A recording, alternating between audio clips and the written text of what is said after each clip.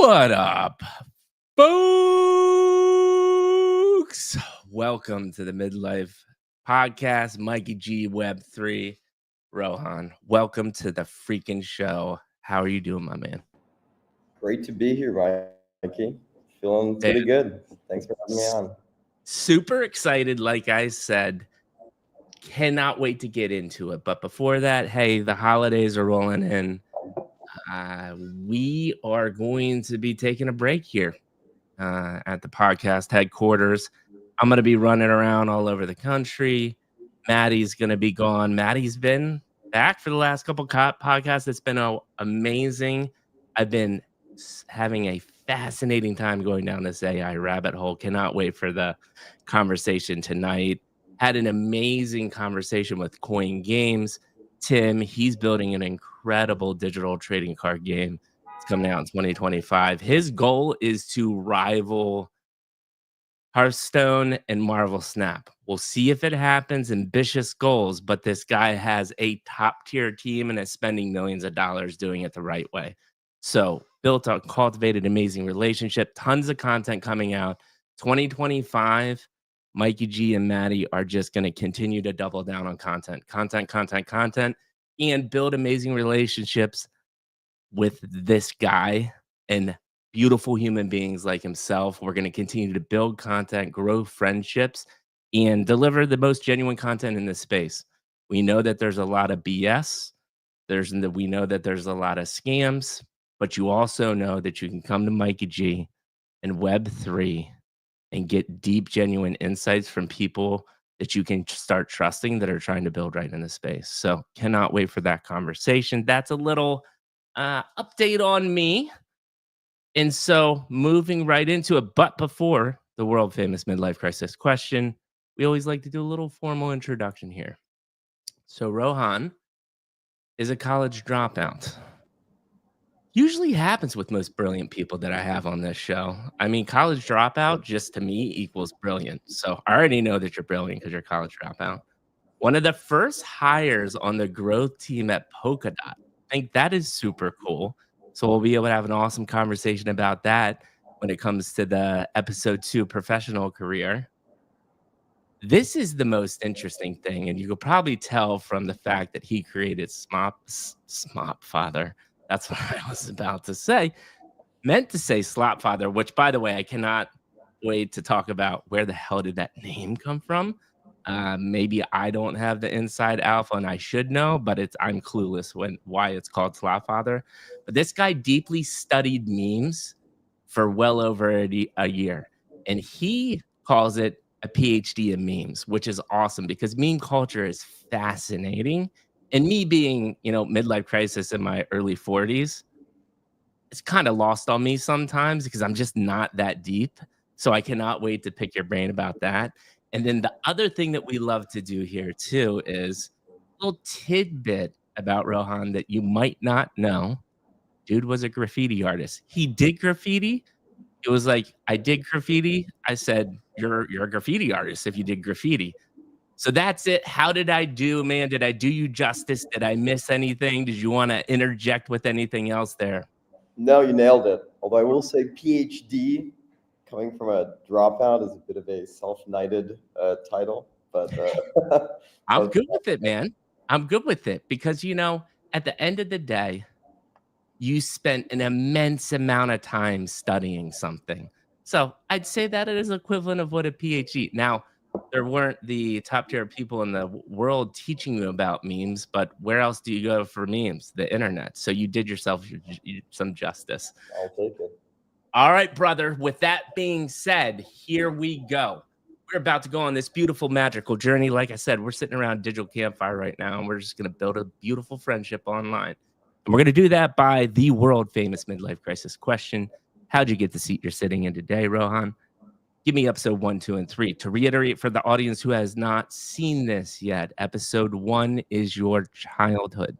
I'm deeply interested in this part of your life. Vivid memories. Were you a tinkerer? Did you play video games? Did you play sports? Did you do music or theater? Were there people in your life that impacted your mindsets, lessons learned? Episode 2, schooling, probably not gonna be that long since you dropped down, but we can talk about your amazing career at Polkadot and then what decided for you to get into the Web3 world, and when we get into the Web3 world, that's really episode 3. Why AI? Why Web3 crypto? What are you doing now, and what does the future look like? I cannot wait to hear this, man. Hit me with episode 1, and we'll go from there. Yeah, let's do it. Just want to say again, thanks for having me on. It's such a pleasure. Absolutely. Love the way you do things on the show. So Thanks, man. excited to jump in as well. It's a tricky one. Let me think about it just a little bit. Episode 1, because it has been some time. Yeah, Although, and so start from wherever you want, right? Like, I'm not like we're not talking about, like, coming out of the womb and, like, hit me up with no, I get it. I can give you the short version, which goes something like, I was born in Bangalore, India. So, I okay. wasn't always living in the US. And up until recently, when I became a US citizen, uh, Congrats. yeah, awesome moment. I think Donald Trump signed my citizenship doc. So, uh, That's what the media wouldn't usually tell you that, right? oh, yeah. But, I like spent a whole chunk of my life in Bangalore, which was sort of the biggest city in the South, right? Like, also, I think the tech capital, there was a lot of innovation going Oh, on. really? I didn't know that. Yeah, I remember actually, there was a kid who lived in my building that he had just gotten a computer around that time. Mhm. And we were playing Diablo 2 quite often and Oh, some other yes. games on there. But that was sort of like the first introduction to the internet as well, because this dude was like super cracked. He was taught me how to torrent a bunch of games and movies. And so Oh, yeah. spent a lot of that time in my life not paying for media, which is Yes. Yes. I might have had a buddy that got called by the FBI because he had downloaded so much shit. Like, this was way back in the day when, like, Pirate Bay, I don't know. I predate, a lot of the things that you were doing, but BitTorrents and all of those different things, right? They were just trying to crack down on it, but let's be honest, it's just like crypto, right? Like, if you're trading like tens of thousands of dollars, like, no one's coming knocking at your door. But if you're trading millions, then that changes it. So oh you yeah, gotta imagine how much this dude was downloading to get the FBI to come knocking at yeah, them. that's pretty insane. I mean, we were just ripping like GTA, Vice City, Yes, and things like yes, that I at the love time. it. So it was pretty chill. It's funny. There was a period where we were we were like prank calling, right? Like all kids do. We were like 7, 8 at the time. Yes. And we started like prank calling internationally because I remember we found like a really cheap way to do these international phone calls, and we're quite interested in the accents and accidentally called 911. And Oh I boy. remember that moment where the operator's like, "Is this a joke?" And we kind of hung up, looked at each other, and for a moment we thought we were both going to jail. So, I've been messing around on the internet for quite a while, and kind of came up in that time where, whatever Zoomer sort of like age range, where a lot Mhm. of people were sort of figuring out what the hell this thing actually was. Like I Yeah, remember getting my first iPad, for example, and playing sort of right. the classics like Fruit Ninja and Temple Run, and trying to sort of jailbreak these games back then. Since it's been sort of a crazy evolution, and I've been sort of observing it ever since. So Mhm. maybe it's not just a year studying memes, but like most people, sort of this implicit come up at a time where a lot of things were changing very fast, and sort of information consumption too uh, just started getting a new flavor altogether. Yeah. So you already imagine, believe it or not, gave me a ton of information. So I want to start with where you grew up. Uh, that, kind of school setting aspect, was it really video games? Were there any, I don't know, did your family have any impact? Were you in the city? Were you more in the rural area? What did all of that look like? Let's go a little bit deeper there. Yeah, no, I was like smack dab in the middle of the city. City two, which like the games on my phone were changing very fast. Nice. So it was a lot of fun. I think my parents made me touch a lot of grass, to be fair, Yeah. or like as much grass as you can get in a city, and gave me a ton of freedom. So I would just pretty much wander. this huge city on my own or with my friends biking around. Um, and I visited again recently, the sort of neighborhood in which I grew up in, which is now turned into this mini Silicon Valley with a bunch of people walking around with badges for tech companies, and they got a Right. McDonald's next to a Burger King next to a Popeyes. So, it's changing everywhere, even on the ground. But there was a lot of freedom, a lot of physical activity, and then come home at the end of the day around like 9. I remember getting my first Dell laptop, and that's where things started to change a little bit. Where a good chunk of time was spent online. And talk to me about that online. So, you said you just studied memes for about a year, but this obviously is something that is part of your life from a really young age. So, we've got video games, but I'm really interested because we're gonna end up kinda in internet and meme culture. Take me through kind of that, like, those formative years on the internet, things that interest you, like thoughts and um, things that were sparking in your mind for, I'm assuming, a ton of creativity. What did that look like to you? Yeah, I mean, it was super interesting, right? Because this thing sort of happened very fast. I remember getting the computer, and then it kind of clicked that I was connected instantly to both information and people. Yeah, And so initially, one thing that I found really interesting was, things like Club Penguin. I'm a little kid. uh, yeah, I like playing games, but it was right. this sort of element of like 24/7 multiplayer, sort of like mini metaverse experiences, Mhm. right? Like the metaverse already exists today. It's called Roblox, right? It can Yeah, basically yeah, replicate reality in this pretty phenomenal way. And things like Club Penguin, and there was a series of these games, right, where right, I'm sure a lot of people were on them as well, kind of had an experience. And, these games sort of serve as a medium for people. And within these games, you would notice things like metas start to form, right? Just like they do with meme coins. mhm, Yesterday was like the bird flu meta, or right, the disease meta, or the politician meta, yeah, or whatever else it might be. Many like trends or subcultures that form within a bigger environment. Except in this case, the environments were sort of these online multiplayer games, and the metas were changing really fast. but I have to interject here, and what the hell would a meta be in Club Penguin? Like, I wouldn't even go there or think, was it like the items that people were buying or even the jargon and the verbiage that people were using? Like, how would you describe that within Club Penguin? Yeah, I mean, I'm trying to think of the name of this game that I spent a bunch of time on. I can't really remember. I mean, to be fair, I was like It's alright. literally 8 years old at the Yeah, time. yeah, totally cool.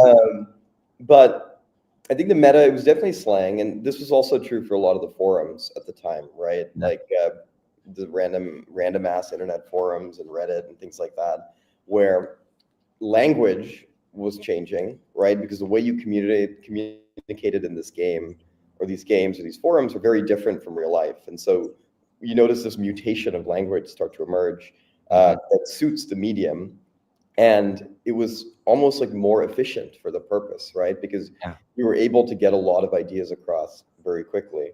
right, Um, and it was that. I mean, there was this one game where, God, I can't remember for the life of me, but you could trade items. right, And there was this period that I remember very clearly. There was this kind of like scamming ring going on of people mhm, who were scamming. I think it was grown ass men scamming kids. It really could have been grown ass men scamming grown ass men, yep, uh, which is how the internet typically ends up. unfortunately, And they were just running this like massive scamming ring, and I just I remember seeing that happen, and it was like, whoa, like cyberspace is pretty vast and pretty welcoming to sort of any sort of absurdity, yeah, right? And like truth in a way is sort of morphed, where people are all sort of figuring out the rules and what's sort of kosher. So right, right. No, these are all amazing insights, and so what I'm interested in kinda traveling into next is, so we've got slangs, we've already got the fact that these, metas are creating, but which is fascinating because 'cause you're 8 or 9 years old and you're already you're picking onto this. A lot of people talk about how heavily impacted they are from the social experiences through gaming, in these cultures. I assume so as well for you. Can you talk to me about how you viewed socialization through your internet digital world versus real life? Did they feel different, or do you think you gained different things from these 2 worlds? Talk to me a little bit about that. Yeah, it's a good question. I mean, I think maybe it's because my parents made me touch a lot of grass, and a lot of things that I've done in my life have been sort of very social. I've like interacted Right. with a lot of people, and I think it became very clear almost instantly that these were two very different things, right? Talk Like to me about that. the generation after me, when like Musically and TikTok was coming out, I think these kids will post anything online, right? It was like they are willing to sort of express their entire life very openly on the Right, internet. I think maybe seeing the potential of the internet, both the good and then like some of the crazier stuff, like scamming people and like Club Penguin type games, you kind of realize very quickly that it's not the same, right? And similarly, we come to AI, just to jump all the way over here for a second, where I think people look at AI through how can it replicate things that we already know, right? mhm, This is why a lot of the characters look like humans, because right, that's something that we're sort of familiar with. When the truth is, while there are some similarities, it is a totally different world with sort of unbounded possibilities. right, And that was kind of my experience with the internet in that way, where you know, and also I got into like crypto very early on was, there were things like pseudonymity, which were very important. And right, the modes of operation had to be fundamentally different because this was ultimately a totally different medium altogether. right. No, I love that insight, and the other thing that you well, before we go on, I think you have an alert or a chime or something that is coming through your Yeah. speakers, so I can hear that. I don't know if there's any way to mute that? Let's see what I can should be good. Okay. So it's great that you take me down that one. I like that insight because I haven't had a lot of people put it that way. But then two, you've mentioned touching grass and your parents making you touch grass often. Talk to me about how you think that impacted you as well. Because one of the things that I just got the insight from, I'm interesting because I'm actually the last year of a millennial, right? I technically really am, what is it? Gen X is before that.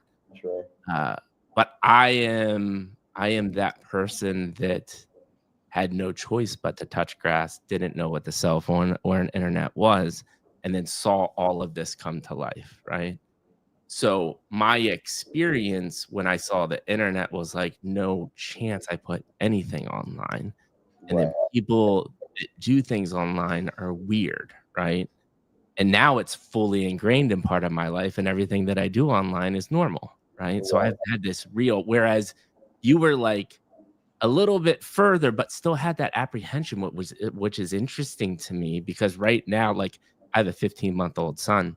He's gonna be in the between of well, maybe not even in the between, it's gonna be AI and maybe some form of the internet, right? So it's what I'm getting at though is it was one interesting to hear that insight, but then two, how do you think play still impacted you socially, mentally, and kind of like as you were growing? Do you think that was a critically important thing, or do you wish you would have spent more time online? I mean, I think I spent a good chunk of time online, but in both worlds. I didn't really have a phone until I was in about the sixth grade, Right. um, or perhaps even later. Though I did always have the computer. I think even when it was play, as a kid, I got into like a lot of like I don't know what you call them, like subcultures, right? Like I had a lot of Pokemon cards and used to trade with a lot of Mhm, people at mhm. school. We had Beyblades and Bakugan, if you know what that is, and Oh, I know like Bakugan. Bionicles and all these sorts of things. And so, you know, I'd always been really interested in that sort of thing and stories and sort of like really interesting creation, things that I hadn't really seen before. Right. Right. And I still kind of have that belief today where I think a lot of the newest things in music and in film and in media and in games, a lot of the newest things are actually the ones that end up being the most interesting. Right. And the counter to that is that, well, there's a lot of things being put out constantly. However, it's where the most experimentation is happening and by far the most interesting. So, even though it was, quote unquote, touch grass, and I played a bunch of sports and things like this, where it's another example of a subculture, it was more of a way to just see different kind of subcultures, each with their own kind of Right. memes or Right. interests or conventions or whatever you want Yeah. to call it Yeah. at play. And the internet was sort of that on steroids, Yeah. on crack times 1,000, Yeah. right? But there was space for every single one of these subcultures. And what was more interesting is that in real life, you don't really get the melding of these different groups or Right. ideas at the Right. scale in which you do online. Right. To the point about your 15-month-old, I have this deep belief that people that are younger than us are way smarter than us. And, part of this, because people, I guess, don't like that. And they say a lot of kids are brain rotted and things like this, which, might be true. Oh, no, But my kid's brilliant already. You won't tell me otherwise. yeah, like I'm sitting next to a kid on a plane not that long ago, and he has this big iPad sitting in front of his face, and I see him play this mobile game, and he gets a bunch of points, and then he goes to the store and then does an evaluation, cost benefit analysis on what items to buy and what Right. cosmetics to add, makes the decision, makes the purchase, does the stats upgrade, and then goes back and plays the game. There is this intuitive understanding on how man and machine are connected in a way that, even though I grew up in that age, I'm not as tapped in as the kids who came after me truly are. Yeah. I like to call them techno sapiens, Mm. which is sort of like literally the next iteration of a human being. A couple of years from now, when the AI stuff continues to mature and how we interact with machines continue to change, a lot of the traits that we might look at as kids being brain rotted or stunted by their involvement with technology actually becomes a perspective that people who haven't had that can never really tap into. Yeah. So these things are all connected, basically. Yeah, for sure. And I hear that, right? Is taking my son to my pediatrician. Kaiser's big out here on the West Coast, and Kaiser's very traditional medicine, right? And she has been from day one, do not let your son watch TV, don't let him look at screens. And I actually get it, started researching it. And yes, like when they're 6 months and like very, very young, Yeah, it definitely messes with the brain a little. But obviously, like as they get older, when this dude's two, he's looking at a screen because I feel like people fall into this trap of, oh, it's gonna rot their brain, but I think you're doing them a huge disservice to not introduce them to the technology in a safe way to start playing with it because it's gonna be a fundamental part of this guy's life, right? absolutely. I mean, there are risks, of course, and For sure. For too sure. much puts you Yeah. in kind of a crazy spot. But Oh, I will refuse to give this dude a smartphone. Social media will not be part of this. Like, yeah, I am terrified of social media and what that would do to his brain, but so this is a fascinating conversation, man. I love the fact that you're talking about this intuition. What I'm interested in though, and we can start progressing and more into high school and stuff. The learning side, right? I want to continue this narrative as we go through this story of you're at a very young age looking at cultures and metas, and you're already starting to kind of look at these things as like different social experiments and groups, and you're understanding how these are fitting in together and the differences of them. So let's keep that narrative. I'm actually then also interested in, from an education standpoint, how your brain is working. Are you loving math? Are you not good at school? Uh, as you're learning, are you a creative person? What does that look like in your mind? yeah. I mean, great question. I think sort of later on, I got pretty interested in history and language and literature and these sort of things. Mhm, I wasn't terrible at school, but by no means was I a phenomenal student. Uh, mhm, because I think I sort of had sort of obsessions that took up a lot of my time, and then things that I was thinking about. While I was in school, I'm trying to think if there was anything that really stood out. I mean, it's time I got into a lot of like movies and books and literature and things like this. I think around high school was when I stumbled upon sort of like the early seeds of, what became sort of behavioral economics, and that way sort of understanding Yeah. people at scale, kind of layering on some of the thoughts that I had always had.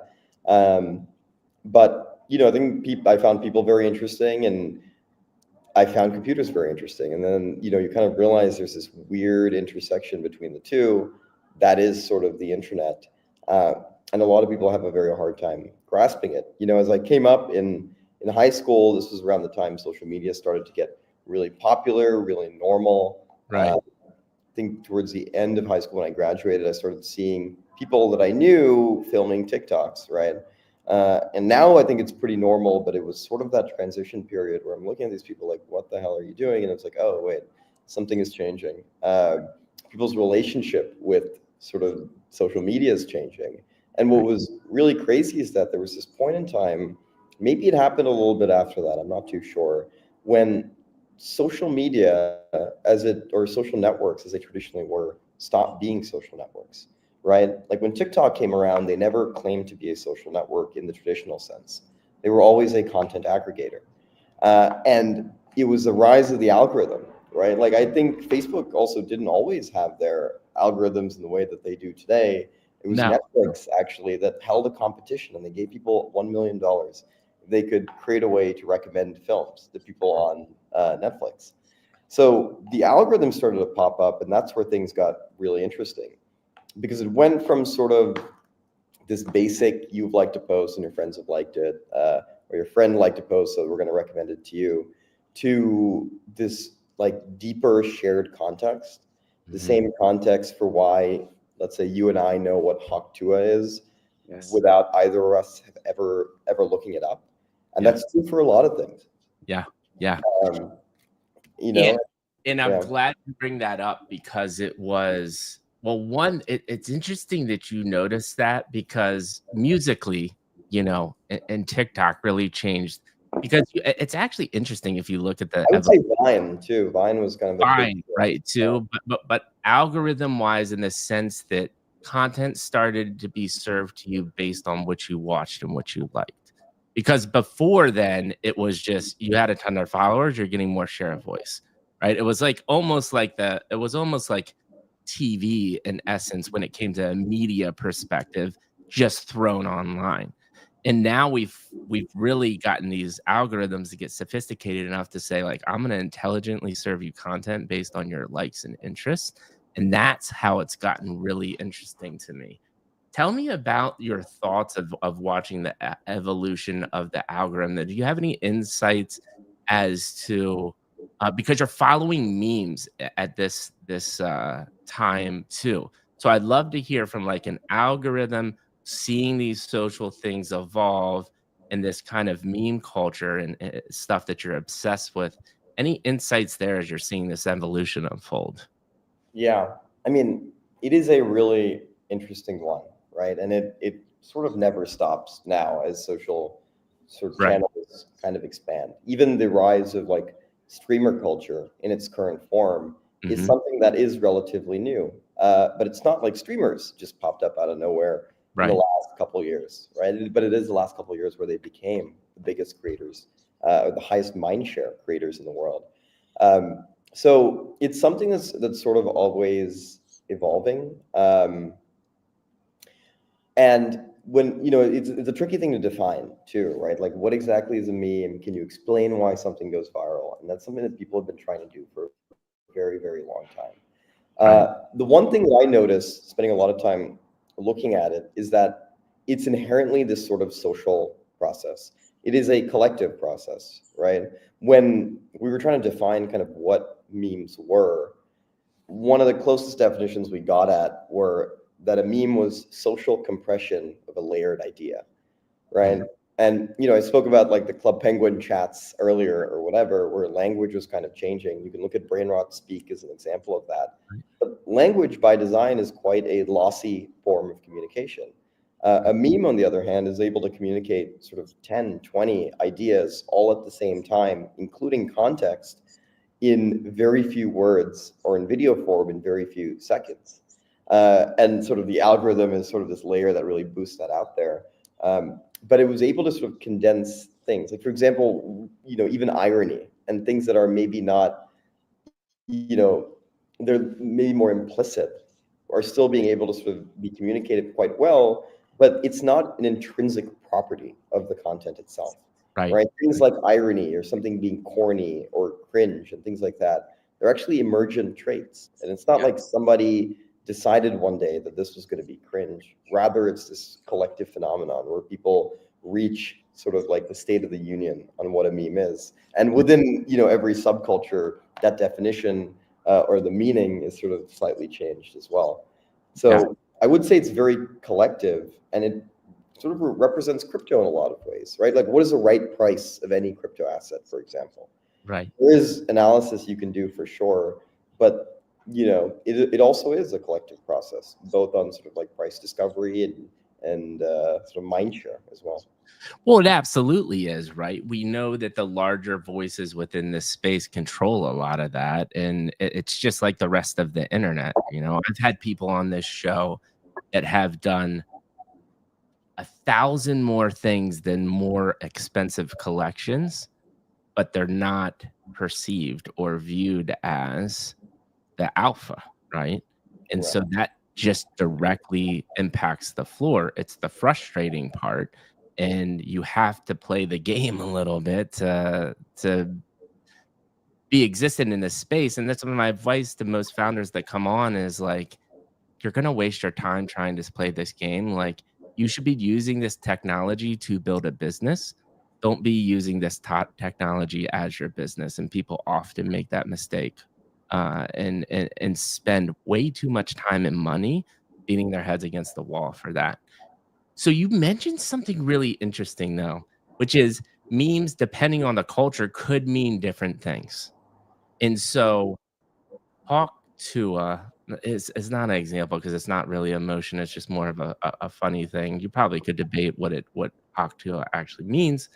What I'm interested in getting at is, so let's say you have a meme, you have subcultures that are interpreting it a different way, but then there's memes that, like, hit mass adoption, and you can quickly look at that and you're like, "I know the emotion that everybody is thinking about when they see that." Do you have any theories or thoughts as to, like, what takes a meme from this lower level that maybe has little interpretations from different communities to kinda boost them to super status? Yeah.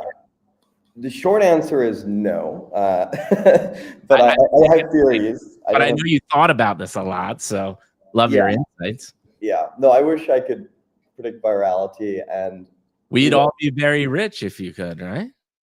absolutely.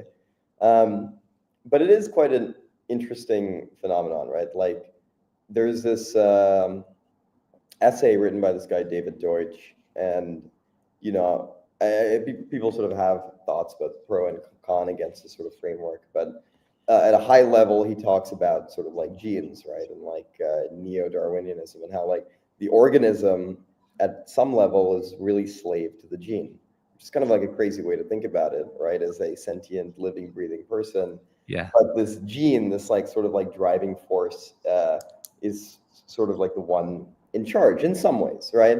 And then the theory of memes come around, which are like idea genes, basically. Mhm. And the interesting distinction there is that, the gene to repair your broken bones, for example, will be passed down from your parents onto you, even if none of them ever broke a bone, right? But a Mhm. meme, on the other hand, will not be passed down unless it is explicitly expressed. And what happens is that now you have all these memes that are competing with each other, right, in order to get replicated over another meme. And so these memes become sort of ruthlessly efficient in their ability to actually be replicated.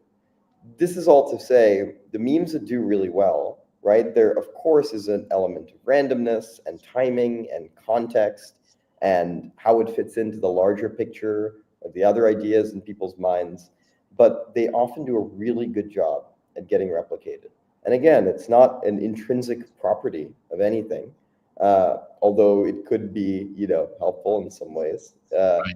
But rather that sort of this collective process allows the meme to sort of extend its context Right. over time and constantly be remixed into new states Yeah. that make it relevant and make it conducive to actually being expressed. Right. And so So that's basically, my it's like a little bit abstract. Right? no, I love this abstract. And I think my question is, when you define replicated to me, because I can go different ways with that. Like when you say replicated, a meme replicated to me is one way my mind goes is this meme can be used in multiple contexts. So it's easily replicatable in the fact that you could use that emotion in many different conversations. So you're actually using it more. But I think there's other ways to define replication, how you were talking about it. Talk to me a little bit more about that. Yeah, it could be that it could be used in many different contexts. That's definitely Mhm. one that makes it work, right? Like the chill guy meme, for example, I think worked in a lot of senses in social media because one, it was a very easy meme to understand, but two, it was often contrasted with crazy scenarios or Yeah. things like that where the meme that sort of made it funny.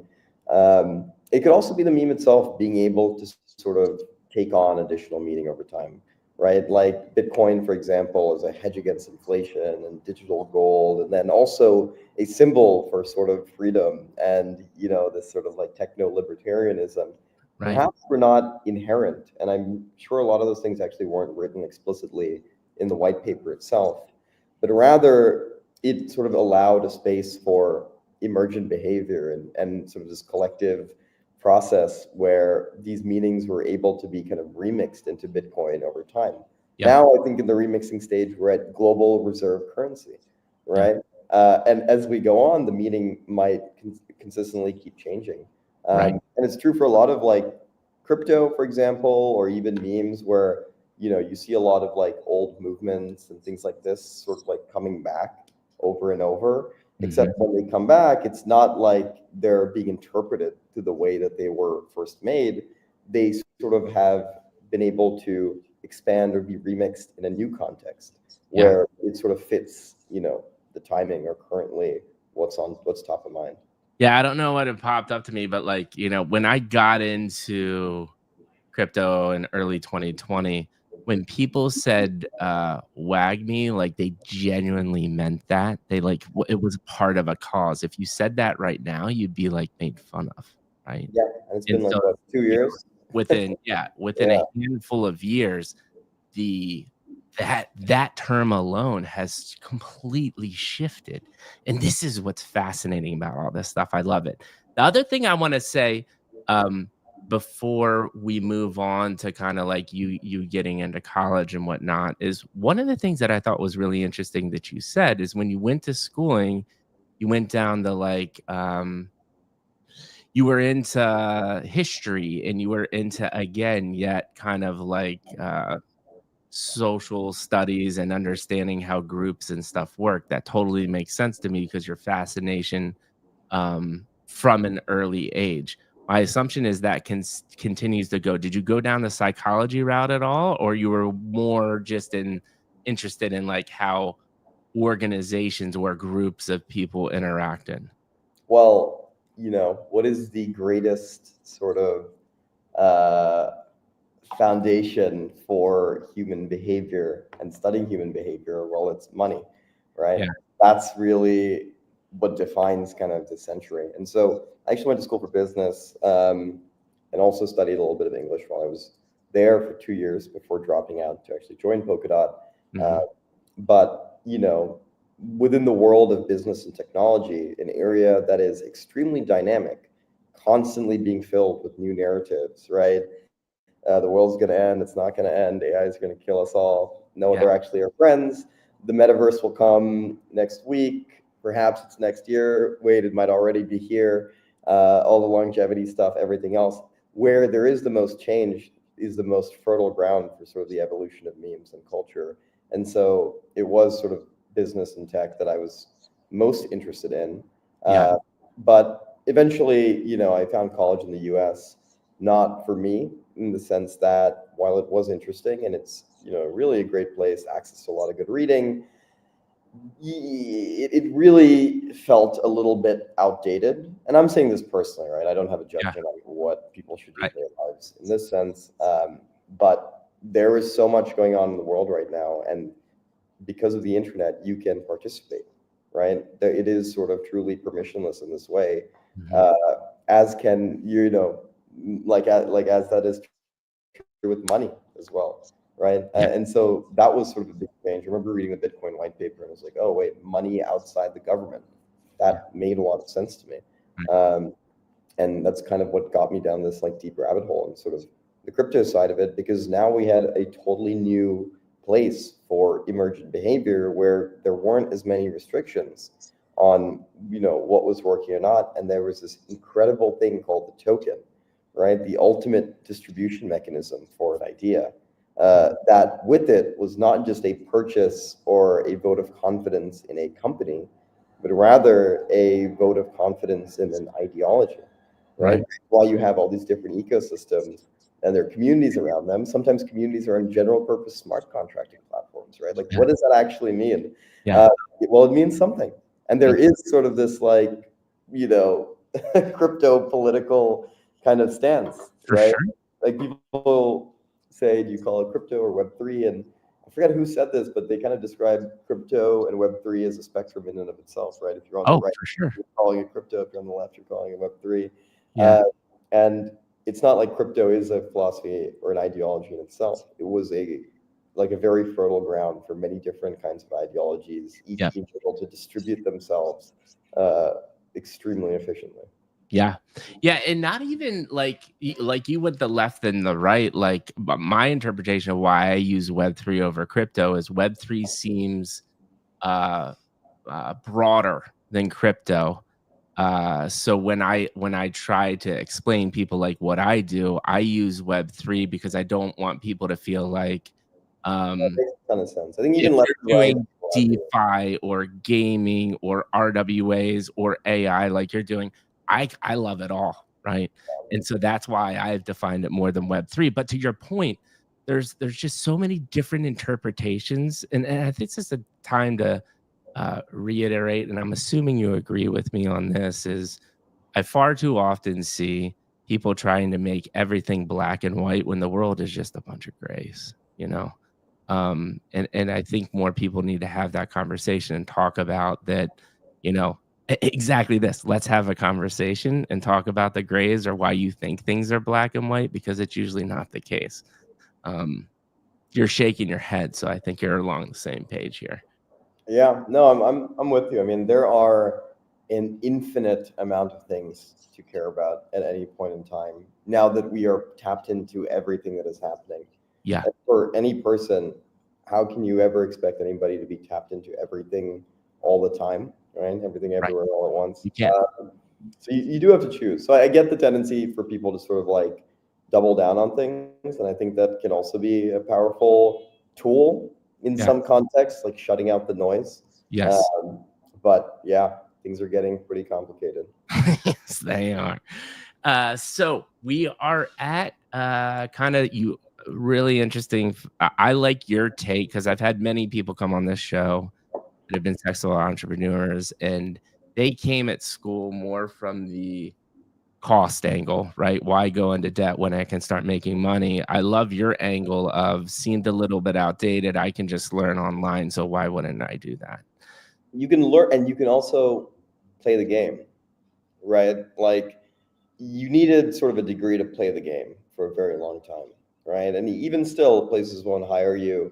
And it matters because often the places to really play the game and understand the game very deeply require a lot of credentials, right? Yes. And in some cases, that's for good reason.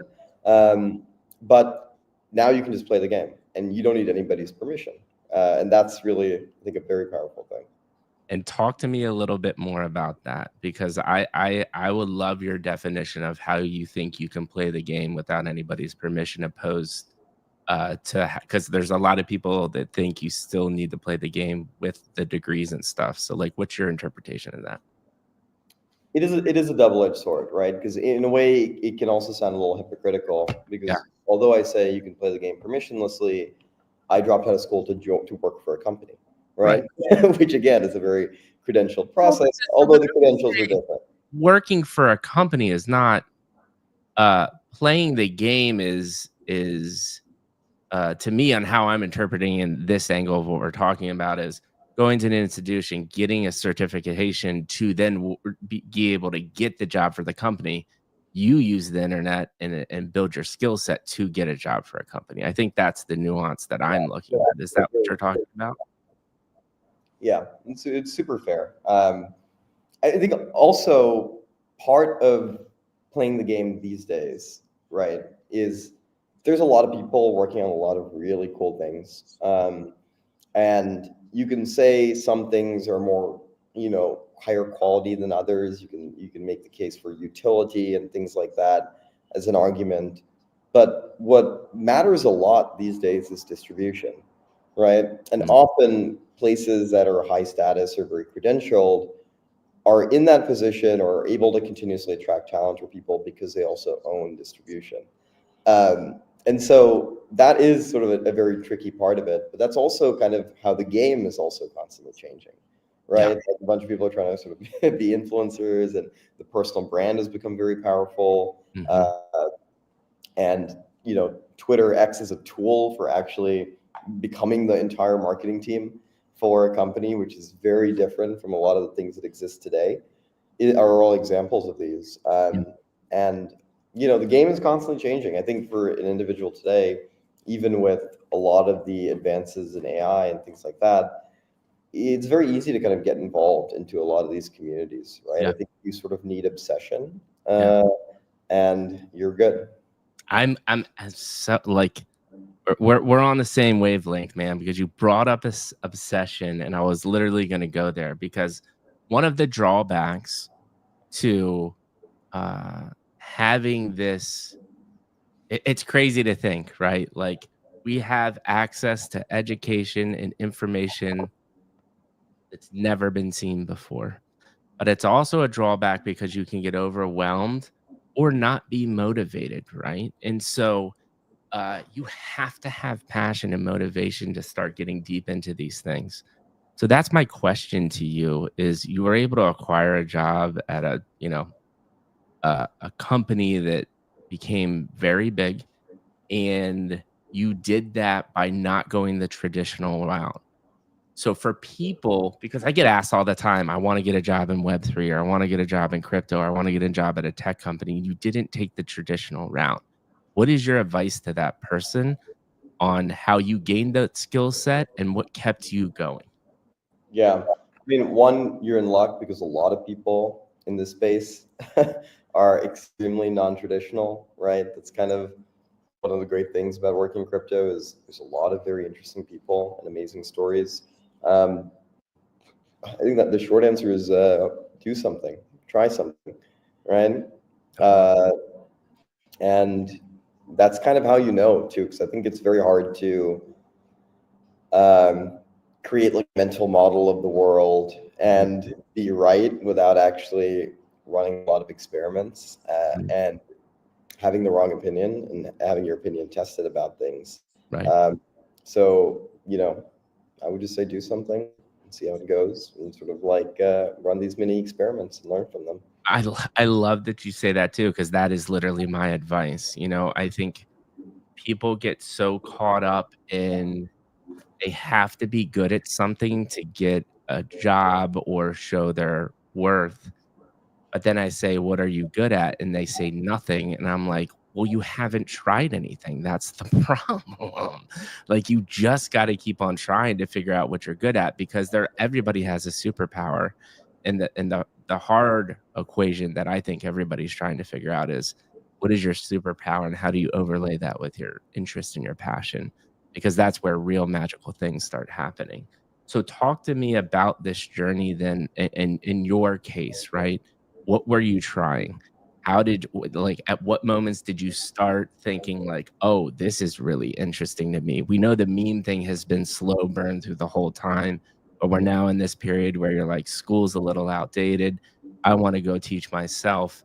And then you end up getting, this job for Polkadot. Talk to me about that time and how you're tinkering, how you're learning things that you're trying and getting passionate about. Yeah, that was a really fun time. It was around like 2021. Remember my first day on the job was, I flew into Bitcoin Miami before Nice. that's where I met my boss at the airport. And it was very clear that things were happening and people were obsessed about crypto and Web3 and sort of, what was going on. You also sort of, I noticed a lot of grifts too, right? I remember thinking, oh, I thought this was going to change the entire world. And then you show up and it's like still, money. Money does it, man. Money and ego, power, all of those three things. 100%, right? So, there is no utopia, right? And there is no like right outcome ever. No, However, it was also a place where a lot of experimentation was going on, right? Like we right. were launching parachains on Polkadot at the time, and I was there before and after, and we were trying to figure out like what it means to actually grow an ecosystem, right? And the only real case that existed at the time was Ethereum, and so a lot of people were sort of chasing the moving target that was Ethereum as to what the standard of an ecosystem should be. Um, and it was around the time Solana started popping off, and Avalanche showed up, and Polygon was doing this, that, the other. And it was super interesting because we were kind of like building out the ecosystem, trying to figure what would actually make this work. And it was a lot of lessons in what to do well. There was also a lot of lessons in sort of what not to do, right? A lot of mistakes were made during that period, and crypto is kind of a crazy place. And so I left and was kind of in the growth business development area within Polkadot and some of the parachains there. And then sort of the FTX thing happened. And it was like, okay, like not all experiments work. Yeah, And hey, there are downfalls to doing things poorly. How does sort of the memes or the progress or the obsessions of people actually evolve yeah, through the hardship? And that's the amazing thing about crypto is, you know, the Pandora's box is sort of opened, and we can never go back to a world that doesn't have magic internet money, yeah. right? And consequently, doesn't also have a lot of the amazing things that sort of crypto provides, right? Mhm. Like it's pretty amazing, and I started to notice during this time that to a degree, every blockchain and every dApp was sort of a social network, right? Mm, And these things that we're talking about, like distribution and mindshare and sort of like a strong community and things like this, all started building on, like they had very similar mechanics to social networks, and that's sort of what made it work. And so I left and sort of started an agency with my now co-founder called Bacon Basquiat, where we focused on helping take early stage crypto teams to market. We had a research team. So my co-founder had worked at Binance and Masari doing a lot of research, as well as focusing a lot on sort of community and how that sort of like what made communities tick within the space. mhm. Um, and that's when we started getting really deep into sort of Web3 social. And there was Nice. this weird connection. I don't just mean like Farcaster and Lens, which were certainly things we spent a lot of time looking at, Right. but Web3 is inherently social. Like Yeah, crypto Twitter is an example, or yeah. any Telegram group for every coin that exists, or I mean, I Discord. think it's a majority social. Yeah, It's insane. Before we go down that route, though, I don't wanna glaze over this experience in your life of, um, 1, 2 things. What got you in the door at Polkadot? Like, what had you doubled down on when you were tinkering and learning the skill set that you gained? Because 'Cause I'm interested how that came to fruition. And then your Polkadot journey and till this transition where you started your agency, couple big wins, failures, and then also a failure and a loss throughout that time. So it's a twofold question. yeah. I mean, I think like growth in crypto is a very different animal. Is one that I really didn't know much about. Yeah, But the space was also early, and I think most people in the space were not crypto natives in that sense. They became crypto natives, but yeah, it was that time where, you know, people who thought that way about the internet and money and crypto in general were sort of venturing into the space. Actually, when I was in high school, I started one of the largest like car donation programs in New Jersey and spent a lot of time actually like building things and trying to grow a nonprofit, and eventually ended up working with the largest nonprofit in New Jersey, the director of which was like a mentor of mine.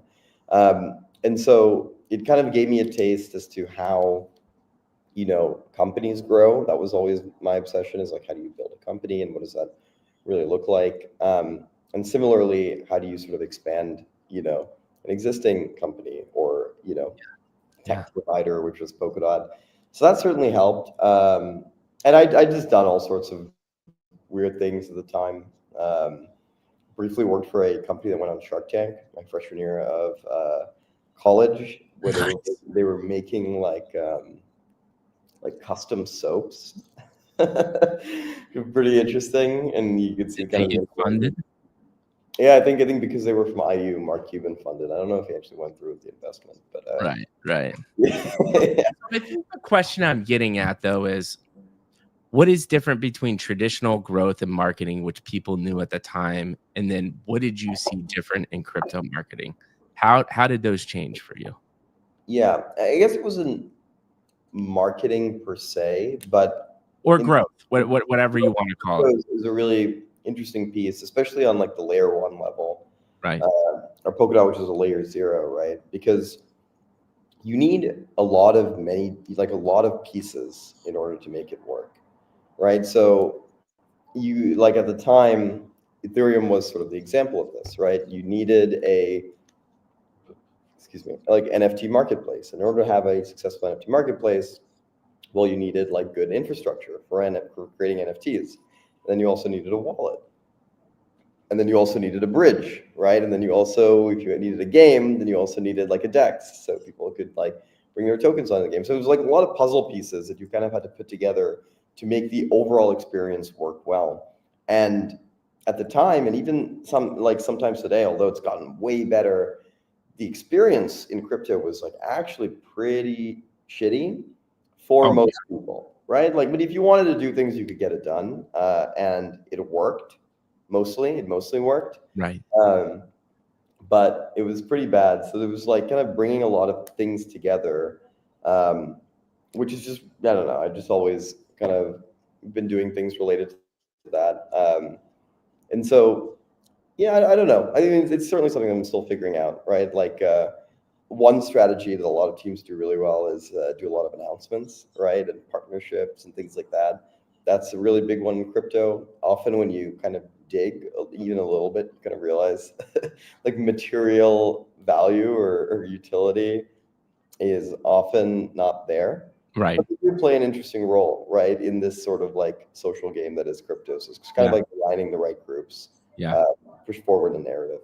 So, and any,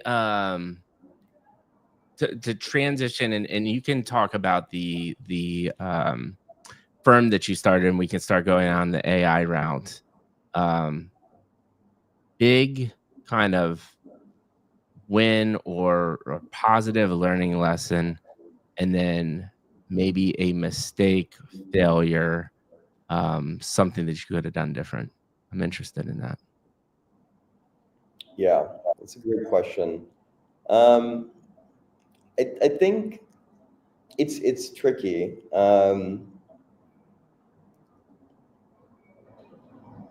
Take your time.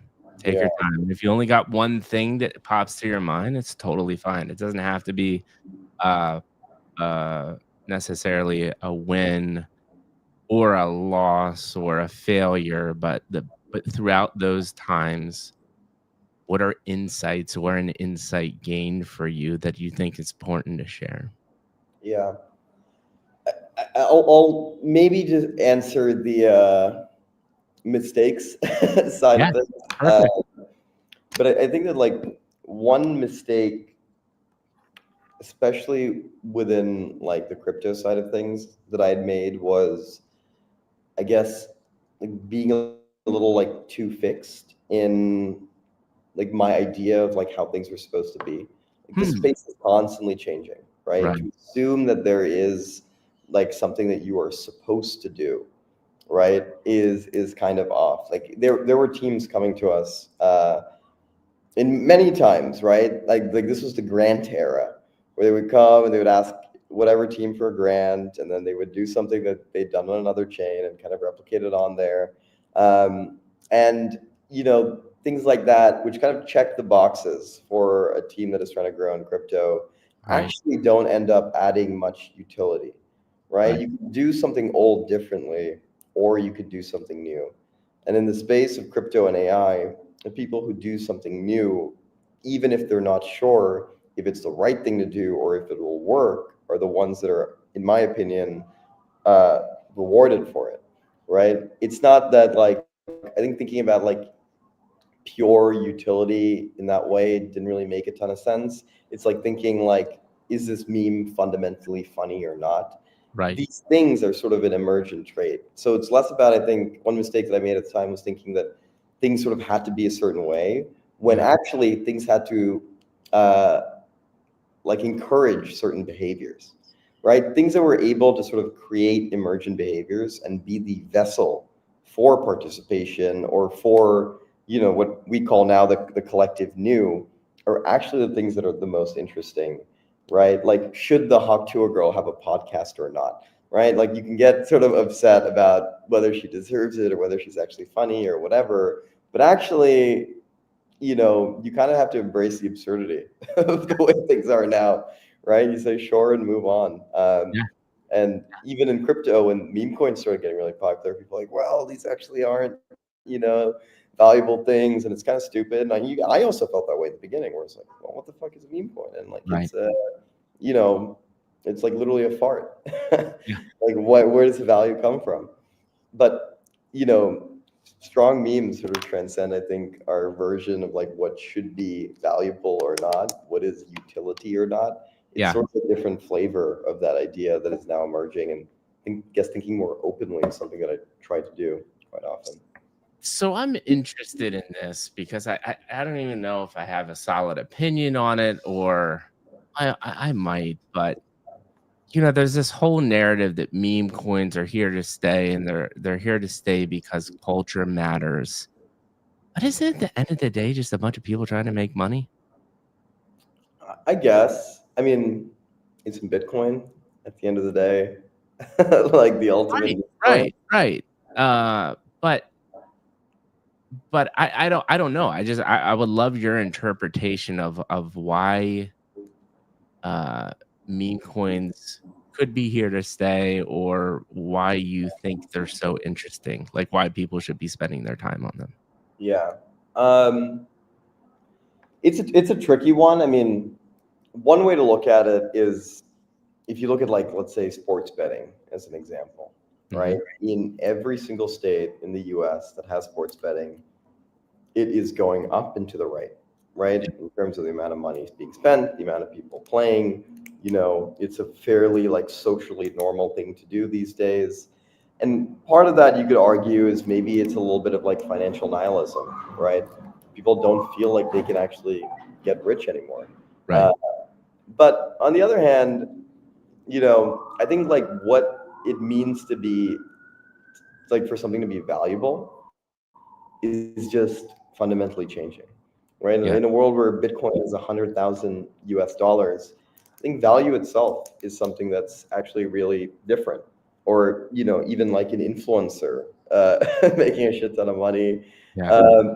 or the top OnlyFans models making more than the top athletes, Right. right? Like, Right. what is valuable is changing. And so I guess even in the context of like meme coins being here to stay, Yeah.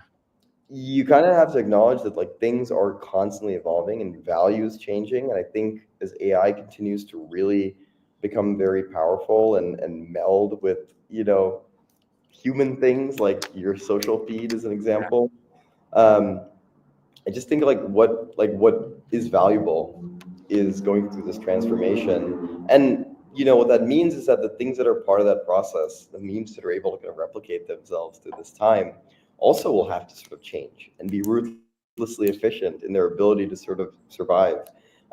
So I think like the way we look at meme coins might also change, in that, not that they will ever go away, um, but there are meme coins about the United Health assassin as an example, Yeah. and today the Sonic movie, and yesterday the rate cuts announcement and things like this, right? It's hard to say if, are meme coins the news? Are they a measure for Right. attention in a pure sense? There is kind of a case for that, but at the end of the day, it does seem bound financially, Right. right? Like it is a social game, but also it's like actually a financial game. They've Right. cut off the face of a social one and is wearing it as a mask. For So sure. it's muddy. Right. Um, but I don't know. I think that's a broader point. And I don't actually have a good model on what is fundamentally valuable. What I do know is that things that are able to, I don't know if you can hear that. Yeah, I The- heard that one. It's all good. um, things that are able to actually facilitate like really interesting emergent behavior Yeah. and be able to be worthy of mind share and attention and engagement. I think these are the things that are valuable. So, And yeah, like a pumped.fun is what you're saying. I mean, some people love it, some people hate it, but you can't fault that they created this totally new emergent phenomenon, right? Yeah, yeah. From No, I'm just saying, like, literally pump.fun is an example of is an a example of this, yeah. platform that gave an emergent behavior this spotlight, right? And so are AI agents in a way, right? And their sort of relationship with crypto.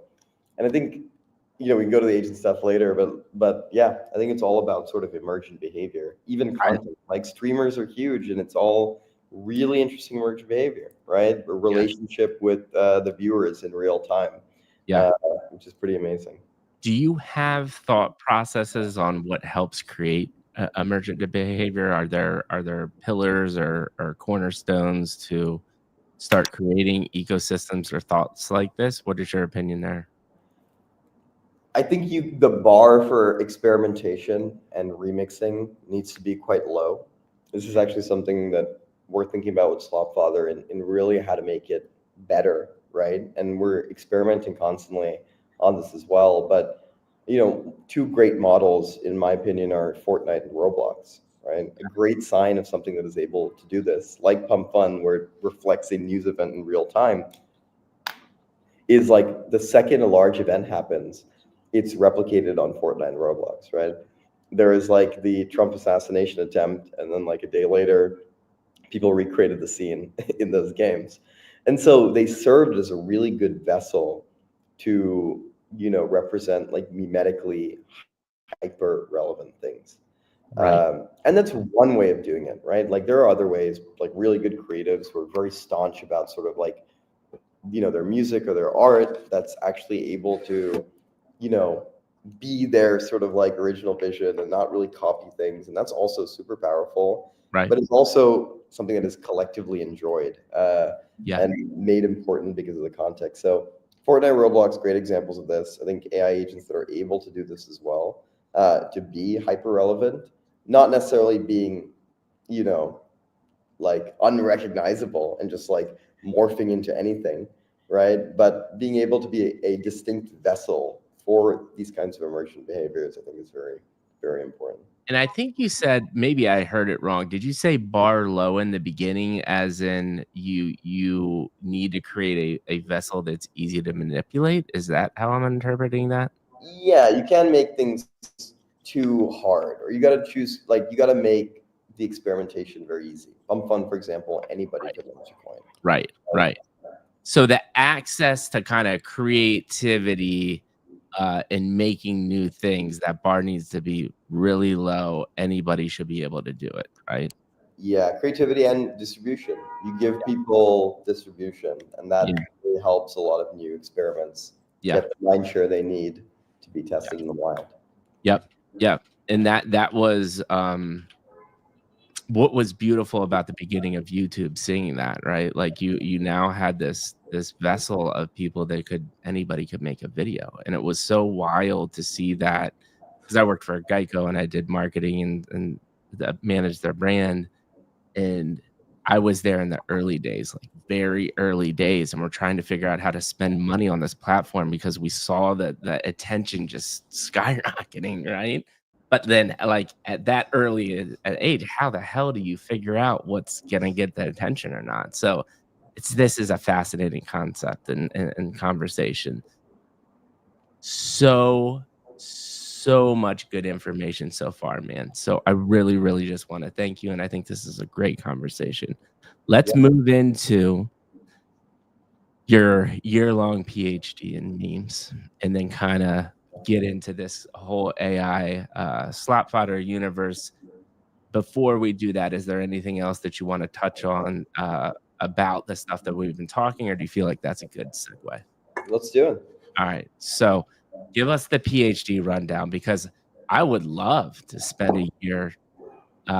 First, I think my first question is, what does that actually look like? You just wake up and look at memes all day? Like, did you have like a schedule? Did you have theses you were trying to debunk or prove? What did that look like?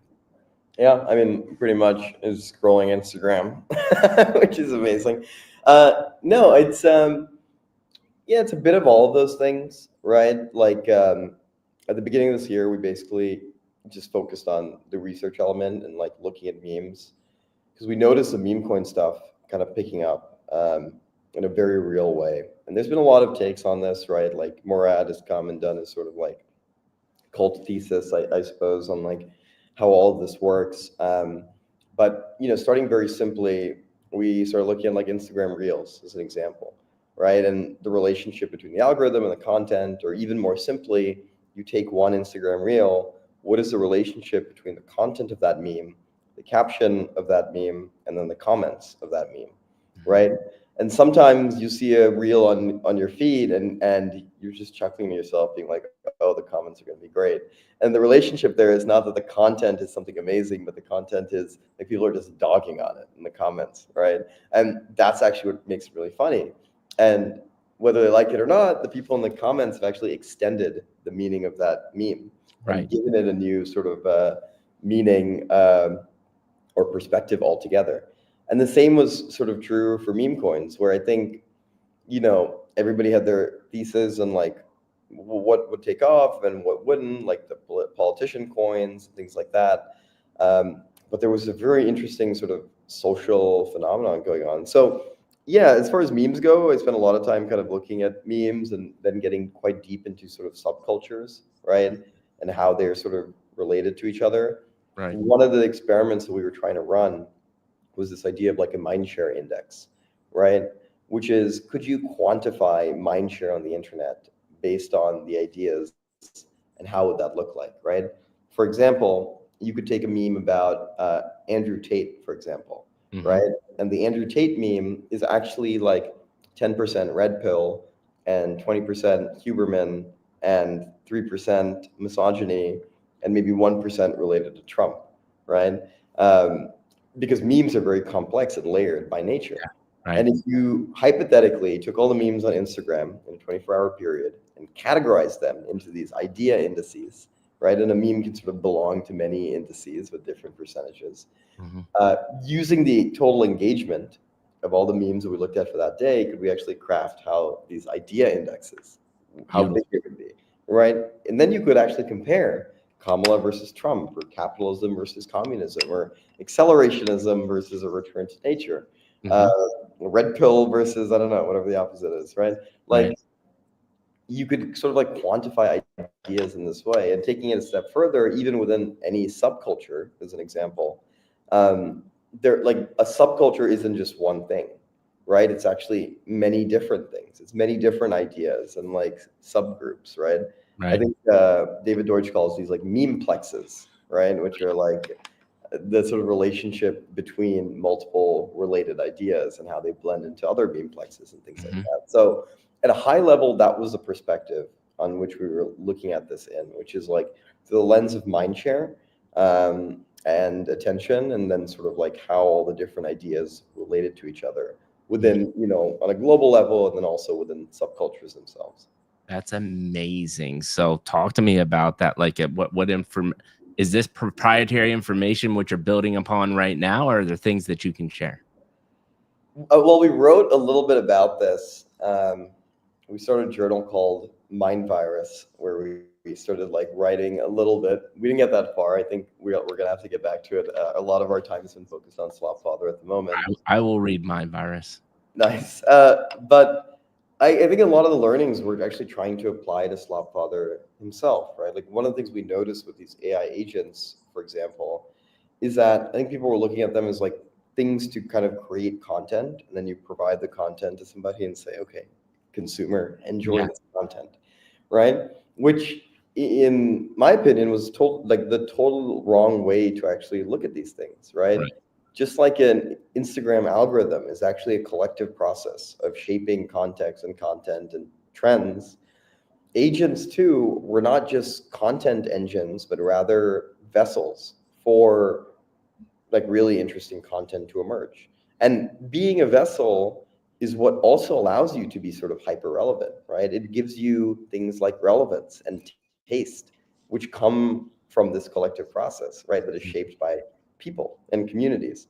And so we took a lot of those learnings and applied it to Slopfather in the sense that, unlike most agents, like almost all the content was actually prompted by the users themselves. He was responding to their comments. The news show took in inputs from what people want covered. We're now Right. experimenting with like mini movies and music videos where the entire visual concept is created by the community, which have sort of turned into editors. And we also want to do this with live streaming, which we can talk about a little later. But this is sort of this whole aspect of interplay, right? I think is what makes the internet so interesting. It's not just a soapbox filled with good opinions, but Mhm. rather it's sort of like this amalgamation of reactions and then reactions to the reaction, and then bringing in different memes to sort of like create the memeplex, right? So in a way, like those were the learnings, and that's kind of how we applied them. And these things about replication, relevance, and things like that I brought up are all kind of connected in sort of what we're trying to do here. Right. And so, uh, the big learning that I'm hearing from this really is one of the things you took away is the most fascinating things about this is, and you said it right in the beginning. When you look at a meme on Instagram, one of the most impressive things about it is the comments, right? It comes in, Yeah, right? It's the same thing as what is the Three Wolf t-shirt on Amazon. Like the comments are just hilarious. yeah. And it that transcends the actual picture of the t-shirt, right? And so that was kind of your big finding there. Is there anything else to layer on there, or is that kind of when you had that bigger kind of aha moment, you were like, I think this makes sense to start wrapping in AI technology and running with it. Any other thoughts there during this time period? Yeah, I mean, I think that was the most interesting one for us. Yeah, And the thing about AI is that it is an incredible replicator, right? It's like basically reflecting all the information it's trained on, just like we as people do, right? yeah, Except in a way that can be less rigid, yeah, uh, and can learn and like intake information at a much higher rate. And so it's something that I spent a lot of time thinking about. I think those are kind of the main learnings there. But it doesn't just extend to like a character. It's sort of like the paradigm as a whole, right? right, Like, where does this all go?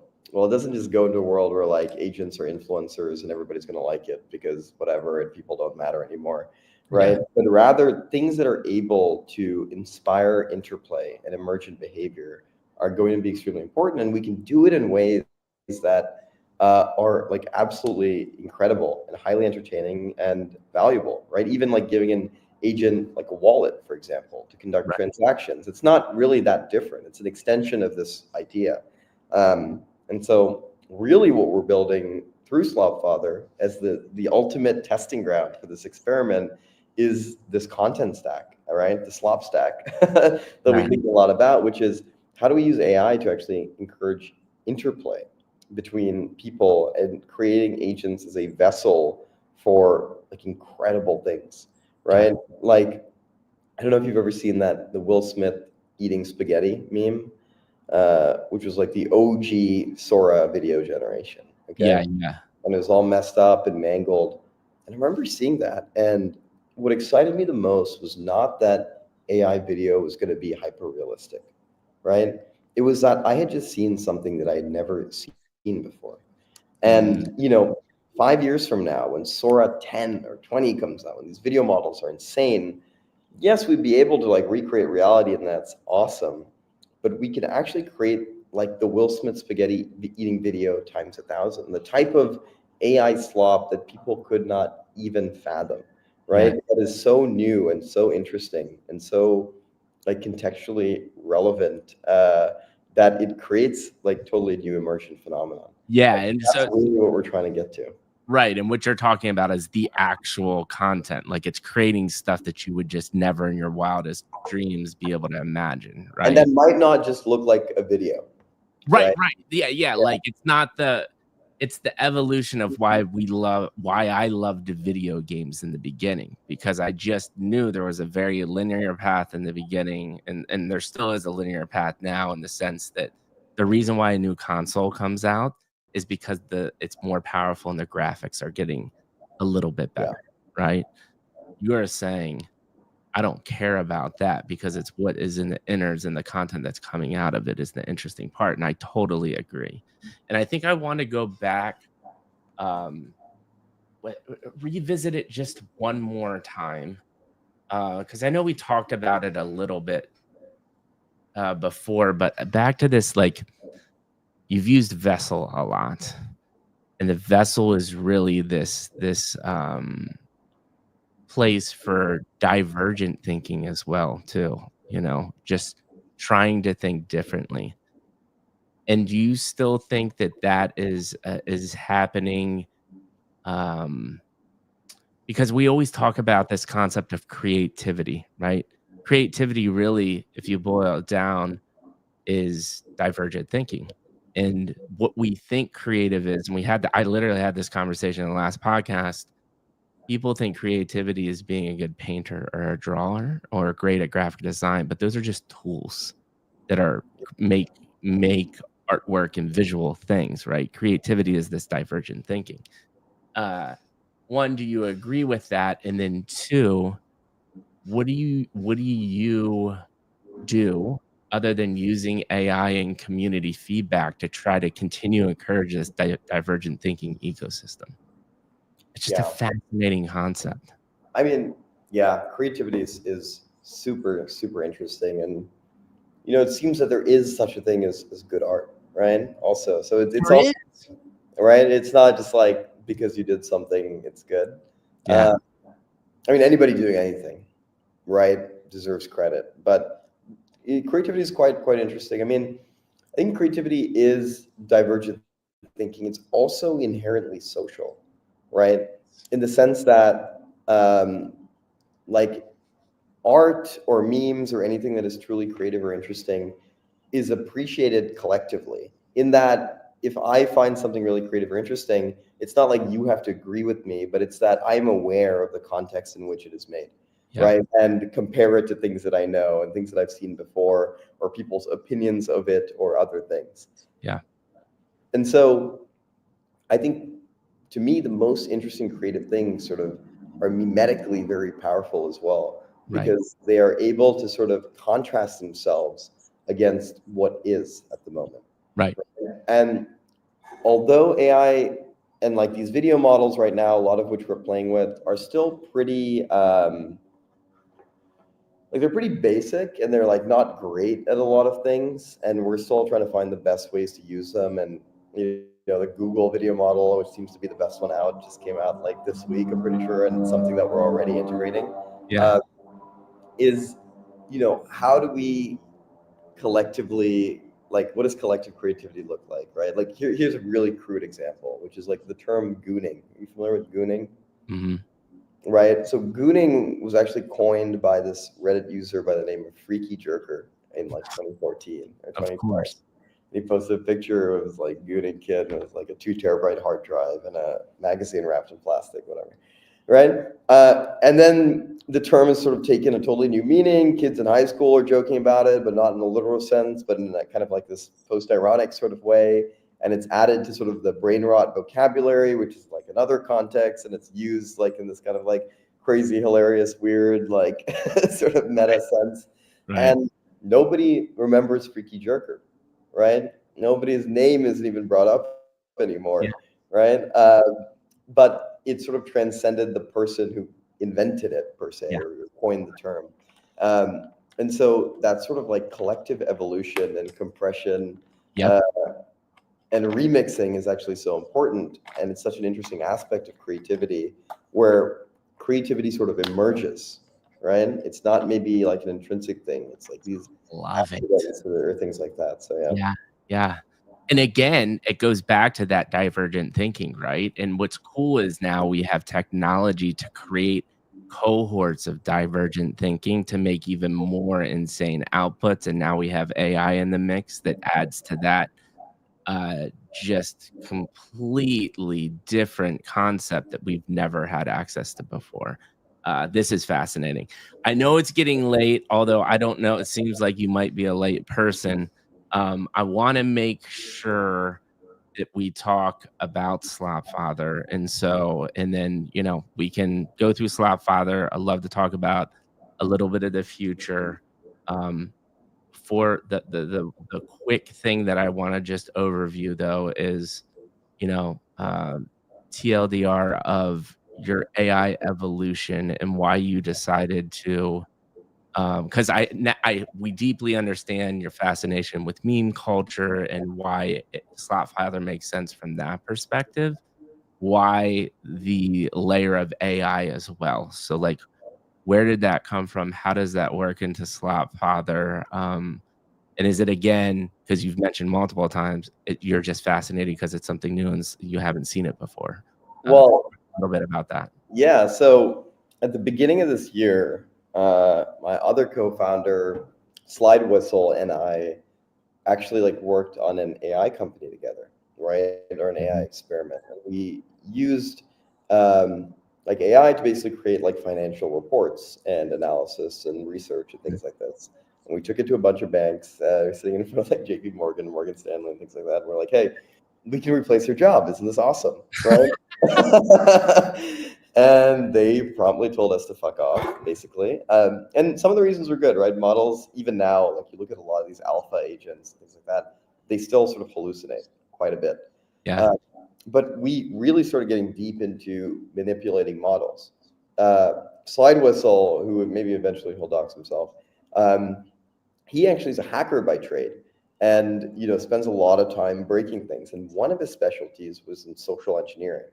Like he would Mhm. join a call, like a of a board meeting of like a big company, because the company hired him as the CEO, using a voice changer and a deep fake model of the CEO's face, and impersonate the CEO on the call to get valuable information, right? And we kind of realized that like social engineering on humans in this way is actually a very similar relationship to models, right? Models are almost entirely prompted via natural language. And a way to get a model to act a certain way is, in fact, social engineering. Uh, Right.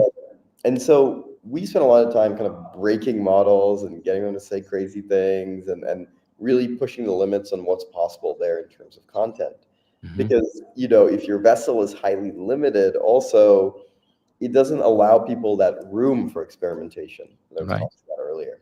Right. Um, and so, while I was thinking about sort of the mindshare index and the relevant stuff, we were working together on a lot of AI experiments.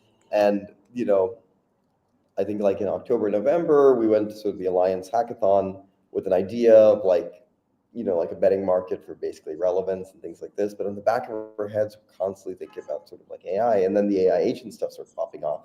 And we realized, whoa, this is really how we make it work. Because, you know, these agents are extremely powerful and things are changing very quickly. And this Mhm. is kind of where the slop name actually came from, right? Yes, I I can know you dig. had asked earlier, but we were talking about video because I truly believe like video clips are king, right? They are like the greatest. It's all I do, my man. Yeah, it's like you can communicate so much, and it sort of like is the way that content is really being consumed. Not yet on X, but very soon, Yeah. right? Very soon. And so, I mean, they're actively promoting it as a platform too. Your videos are just inherently gonna get more interaction. exactly. And so, we were pitching these video models because we didn't just want to do text. We realized that they were like much better mimetic packages. And everybody's like, well, it's too early. The video isn't there yet. It's a little bit sloppy. And we're like, yeah, that's kind of the point. That's Mhm. why the original Slopfather was just like metamorphosizing blob that kind of like looked unbounded by any sort of human rules or Which, imagination. by the way, when I first saw it, I was like, "This is amazing." Yeah, Because thank I you. could tell it was just like you guys are playing with what you had, and it was intentionally crude, and you just didn't give a shit. And that was the first one. You were one of the first people that I saw because 'cause I've been in creative my whole life, and that has always been my philosophy. Get something out there because I did spend years trying to make things perfect because I thought that's what mattered, but it doesn't. And look what you've already created in such a short amount of time because you just got this, like, effed up Slimer on the internet, right? It's like, this Yeah. is amazing. No, you're absolutely right. And so we play around with a lot of models. We're especially very interested in video, and video is still quite early. Yeah, Already, we're doing sort of the animated, like little video snippets as well outside the avatar, a thing that not a lot of people are really experimenting with. And I think people who are explain kind that of to me, like, what do you mean video snippets outside or like we're experimenting with this new format where basically Slobfather creates this like video, which is like an AI generated, like right, short 30-second clip, and sort of narrates a story, or and people can actually continue the story in the comments and say, hey, what happens in part two? They can sort of decide, and the video sort of represents that, and the story evolves. There's right. also another thing where he just gives a prompt, and people give a bunch of suggestions, and he makes like a 30-second music video, where he Yes. also generates like an electronic banger track, and it's like kind of these like crazy trippy visuals. That's But we are so interested in video. I think that's really our goal in the long term, among sort of the interplay of the content stack, and maybe being able to provide that agent human interplay piece to other people as well, yeah, is also being able to sort of get really, really good at video. And it kind of boils down to one of our underlying thesis here, which is ultimately we are three guys in a trench coat, right? We are not going to usher in the age of AGI. Like, we will not invent the next model. And there's a lot of very smart people and a lot of very big companies with a lot of money and data centers behind them who spend a lot of time doing that. What we really care about is being able to break those models, to make them really interesting, to make them the best vessels possible, and switch in for whatever works the best for us to create the end product and the end relationship between the user and the agent itself. dude, And I yeah, love that. You've obviously thought about that a lot, and so I was gonna say, boil down Slotfather and what your company is doing, and I think you just said it right there. Like, yeah, that's beautiful. Anything else to add there? I will say it doesn't just end with video. And here's where it gets really fun: is that, you know, every experiment that we do with Slopfather is an experiment for this underlying content stack that is obsessed with interplay. And the next thing that we're going to do over the next week or two through the holidays is do a lot of like live Twitter Spaces with Slopfather. I think we're going to do one tomorrow, and we did an experimental one last Sunday, where we can actually talk to him in real time. Again, what better way to actually experiment with interplay, where the content is not somebody speaking at you, but the relationship between a human and an agent, right? And one of the things we want to try is like a game show, kind of like a Kill Tony style format, Yeah, where everybody's a minute to come on stage, try and crack the puzzle from Game Master Slopfather, and the winner gets kind of like a prize, right? that's Maybe get airdropped a bunch of tokens for winning. that's So, and then we want to extend that to like literal Twitch streams, right? And not just Slopfather, but maybe Slopfather with other agents, right? Or with humans, in a way where anybody can call them up to the stream and immediately start, creating content or new experiences or live trading or whatever it is with the agent itself. It gets really cool really fast, and the models keep getting better, which is great for us because we're not spending a ton of time and money fine right. tuning something that will be disrupted in a month, but rather sort of fitting it to this sort of like end experience, I right? would like to jump in front of the line for the live streams. We're gonna Yes, I will absolutely let you know. It Yeah, sounds we're great. gonna have some fun, my friend. So that's amazing. And then so as far as we'll get to the future of Slop Father, you just kind of hinted on it. I also do want to say, like, I'm assuming, and you've kind of hinted at it, you're going for this content stack. There is an actual company behind everything that you're doing as you're playing and building. Um, can you talk about that? Do you not want to talk about that? And because I'd love to see and because at some point you need to make money, and at some point you need to build a business. So talk to me about that and tell me what that looks like for you. Yeah, it's a really good question. So the company is called Slop. Our website is slop.club, Slop Club. And right now it's sort of like a homepage for Slop Father. But I think that what the company really, what we want to do is really build out the content stack, and start to offer it to other people that want to bring their, not just their characters, but their communities to life in this new way, Love right? it. Like bringing in the future of agentic entertainment is what we really, really care about. So, agents doing your taxes and accounting, cool, but agents and that interplay between them and humans in a social public setting where people are making literal movies and short films and music on the timeline in real time, that's really what we want to bring to life. And Right. so with Slobfather, I think you'll be able to get monetized soon on X. The way we look at that is like a lot of the revenue that comes from that, we wanted to kind of go back into the agent and then go back in the community. Everybody who's contributed to the news and to the videos and to the replies and tags, we actually added like a leaderboard right on the timeline. So his top editors actually know where they stand in terms of their contributions, and Slop knows his relationship with the community members themselves, with his editors and creative directors and things like that, right? On a company level, I think what I can hint at a little bit is we want to kind of open this stack up to other people, and not in like a very high volume game per se, but Right. rather on a community level for people to sort of like literally bring to life their characters, right? Imagine like a data bonding curve where, you know, like you're literally like a birthing canal for an agent where he's being fleshed out, like literally fleshed out. People are sending a bunch of images and the face starts to form and a bunch of voice clips and his voice starts to morph into something that people like. And same with his knowledge and personality, Yeah. where any of the people in the community can call them onto their streams all at the same time, and their agents have shared memory across all those platforms. What Slop wants to do is create these tools, the creator toolkit for what we believe to be the future of agentic entertainment. And Slop is the ultimate testing ground for every new feature that comes out. He will have first, and it's an experiment that we're gonna it's not just a casual thing. Like we want to take this as far as possible, to create new emergent behavior that nobody's ever seen before.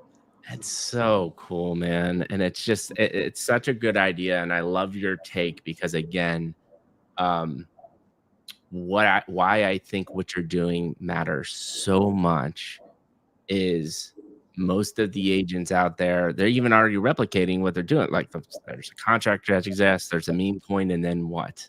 It has a personality and it's tweeting, right? Or we're trying to replicate investing, or we're trying to do things humans do already, but you're really trying to push the envelope to get new outcomes. And I think that is really, really important in this space as well, too, because I've talked to a lot of people and take AI out of it, right? That's just what humans have done for a very, very long time. And the most groundbreaking stuff we have throughout the human history is exactly what we're talking about now. Yeah, And and, now go ahead. and go on. Sorry, I no, was I was just just saying, gonna say. no, you go for sure this time. Okay, I'll go. The one thing I wanted to add is that crypto is also such a huge unlock to this, right? Because now there is sort of like shared ownership and people have a collective buy-in into the agents that they create. The reason we did the whole season one Fortnite inspired style of things is one, we wanted to see if people could actually contribute to changing his identity. And then in the future, with things like the game show and also all this video content that's going to keep getting better that could turn into NFTs and actually get, the people who helped shape it actually get whitelisted and can own the creations that they've collectively made. Yeah. This is sort of where crypto is like such an amazing unlock here by giving people ownership and buy-in Yeah. into the things that they spend their time on. Yeah. It's going to get really cool. Dude, yeah. Yeah, and the only thing I was gonna add, I was gonna say something similar is with AI and the evolution of how quickly technology, all you're doing is pouring jet fuel on the idea, which is awesome, right? It's awesome that we exist at this moment in time. I wish more people appreciated the gravity of, like, the fact that we are alive and being able to do this right now is such a gift, Yeah. right? And it's so cool that you're taking advantage of that. So let's do this, man. Again, I know it's really late. Talk to me about season 1. Like, just give me a breakdown of what's currently happening, how people can get involved. Maybe you already teased, but like more in a formal way of like, here's how long season 1's going on. If you're super excited about this conversation, what do I have to do to get involved? And what are some things that I can expect in the future? Yeah, no, great question. So season 1 is underway, which marked the first visual metamorphosis of Slopfather himself. Totally done by the community. In fact, the pups community rated us and kind of, got him shifted, which I love.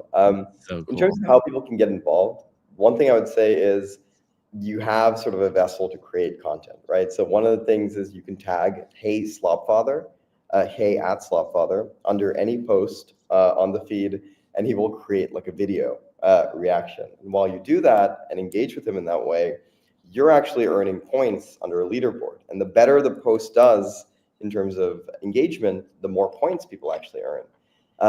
And so at the end of season 1, we're actually going to reward and airdrop the top people who were the biggest contributors and editors of the season, who tagged Slopfather, who helped inspire the videos and the stories and contributed articles to the news. Actually reward them for their contributions in building this new media engine. Well, The other thing that I will say is follow the page and look out for the live streams, because you can actually talk to him in real time and participate in all sorts of crazy games that we're cooking up right now. So get involved, talk to the guy, and my DMs are open. So for people out there who are using Slopfather, shoot me some feedback. We're yeah. constantly asking people what's working and what's not. And we try to do sort of a couple experiments every week and really build on those in the underlying stack. So drop him a follow. DMs are open. Hit me up and try and get the guy to respond. I can attest he's insanely responsive. I was impressed at how quickly you got back when we first started talking, so I appreciate it, man. And this has just been a magical ride. I know I said, an hour and change. We're at an hour and 42, believe it or not, and it was amazing. So one question always ask. It's very softball, and then we'll close it down, which is, you've been part of hundreds of spaces, I'm sure. You already said you were a part of a couple podcasts. Genuine open feedback for me, where I'm always trying to get better. How do you think tonight went on the Midlife Crisis Mikey G podcast compared to other things that you've experienced? Yeah, Mikey, you were amazing. You're very good at what you do. Thank I had a lot of fun and appreciated going a little deeper into the weeds. I Something appreciate it. that most like hype-related conversations don't really give you the chance to. So thank you for giving me the platform. I had a lot of fun. Thanks, man. That means the world, and that's all I'm trying to go for. And we're gonna pump out 40, 50 shorts with them. I can't wait to collaborate with you after this podcast, because it would be really fun to get you and how do we integrate Slopfather within these just shorts that we get from this podcast. Like, I think Yeah, there's the opportunity there too. So my closing comments, and then we'll shut it down. Dude, I love the way you think. I don't, I get lots of people on here that are very, very successful and are some of the most hyped things in crypto. And again, it just, at the end of the day, it's money, right? And it's a lot of times it's ego. And most of the people are incredible all of the people that are on the show are incredible human beings. And I'm deeply passionate about people. That's why I do what I do. But what excites me so much about you, man, is like you understand what I do. What I understand too is this divergent thinking mentality, and just doing things and testing and playing. It's unfortunate that so many people past the age of 5 just start forgetting how to play. And yeah, what you're doing is you're taking AI and you're taking the newest technology and you're taking a platform like Twitter and you're playing, and beautiful things are going to happen.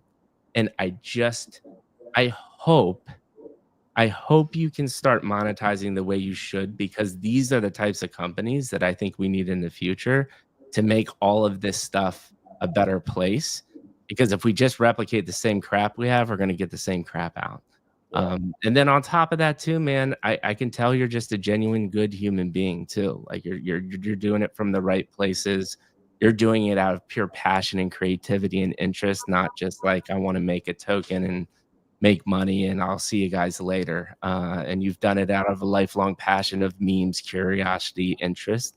And I know you're incredibly busy. So taking an hour and 45 minutes to go through this with me, that's the most valuable thing you can give me is time. So I appreciate it so much. Like I said, Digital Campfire is fading out right now, but we just started a friendship. And I really want to continue to figure out how to work together, build content, and let's change the space for good and let's change it forever, my man.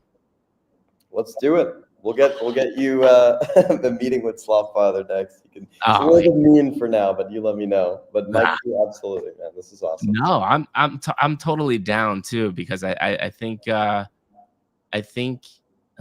have cultivated a really integrity is the number one brand, number one part of my brand, right? I want to do things the right way. I always say I could have a lot more money and a lot more followers now if I said yes to the things that have come across my plate, but I can't refuse. I refuse to do that as a human being. But that does not mean that I can't get a little crazy with Slot Father because that's just pure creative fun entertainment, right? Those are two very different things to me.